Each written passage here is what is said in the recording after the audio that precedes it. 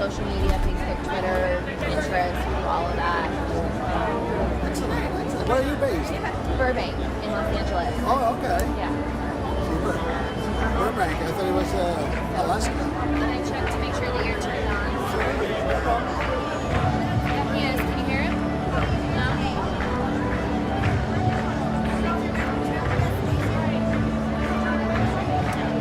Sorry, Yeah, here we go. You had a mute, or Marion had a muted. Oh, no.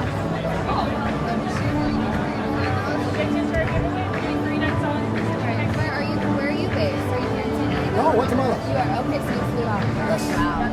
Okay, anytime. All right. Where do you want me? Here? All right. So can you tell me your name and the company that you represent? Absolutely. My name is Sergio Galvez. I work for the Guatemala Tourism Board. We actually call it INGUAT. What? Yes. And what does that mean? Instituto Guatemalteco de Turismo. Okay.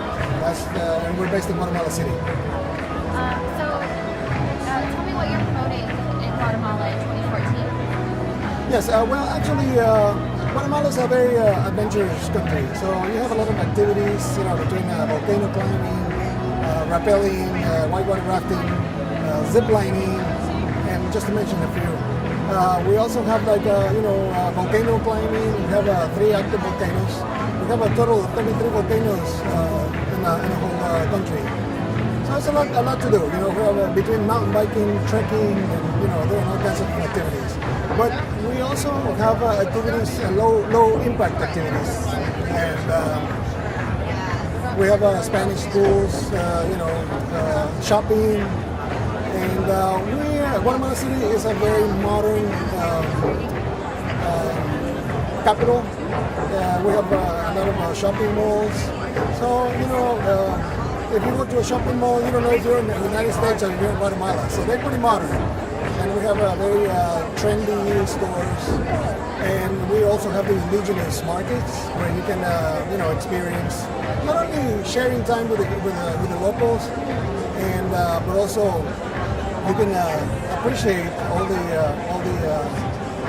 handicrafts that they make between the textiles and things that are made out of clay.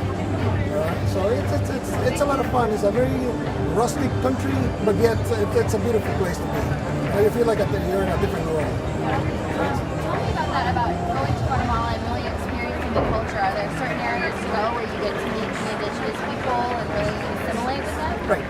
We actually, the country is divided into 7 different regions. Each region has its own culture, costumes, and they actually have their own clothing that differs them from one region to the next. So you can easily tell that that person belongs to whatever region, and they also have different dialects. They have 22 different dialects. So it's you feel like totally in a different world. Are they all based are they all similar to Spanish in some way, or no? Is there the dialects? The dialects. I speak Castilian, which is Spanish, and I do not understand. So sometimes you're dealing with them, because part of the experience is you go to the market and they ask you for a price, for example, and they say 10 quetzales, and then you never pay what you buy a car.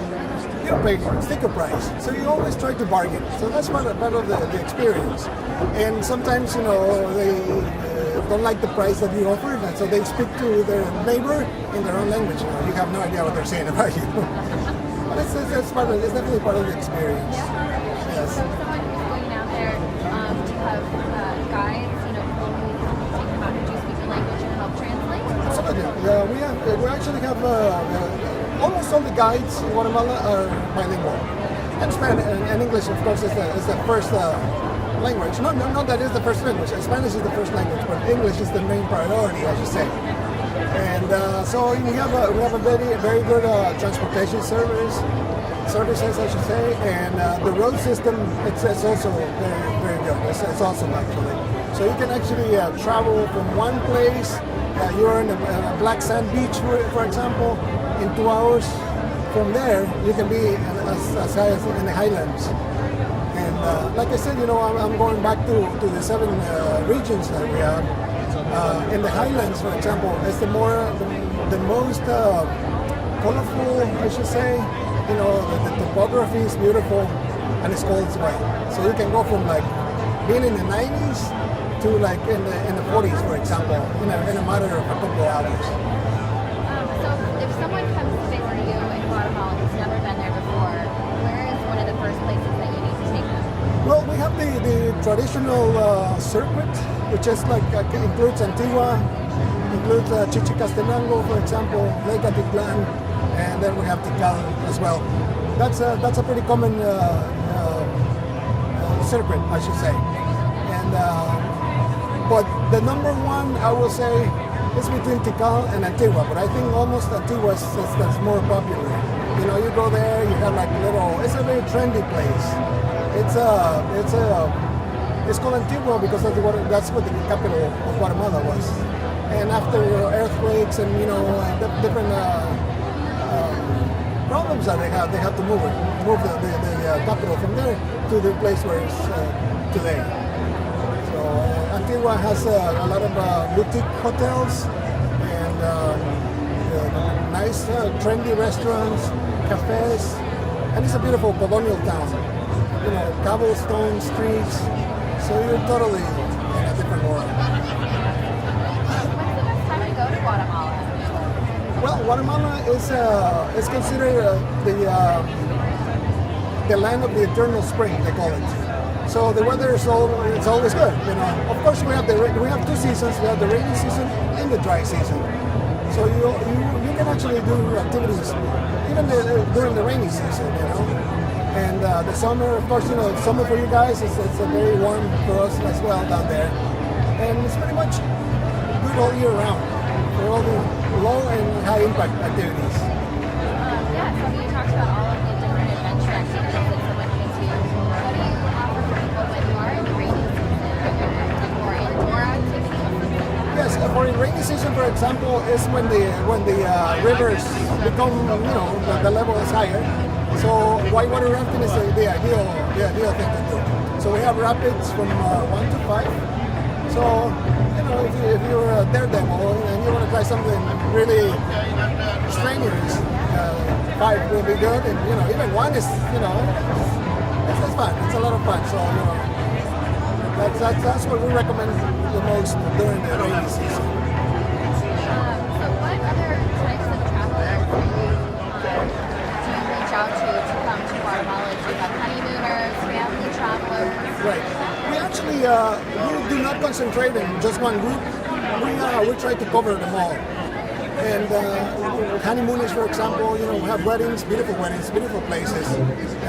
We have hotels, beautiful. Like for example, we have this one that's a 17th century monastery. And you have all the paintings, all the walls, everything is original. So it's a beautiful place to get married. And they arrange everything for you, from the transportation from the airport to the hotel, and all the arrangements for the party. Food-wise, they take care of it too. And that's just one spot. But Guatemala and Antigua in general is full of places that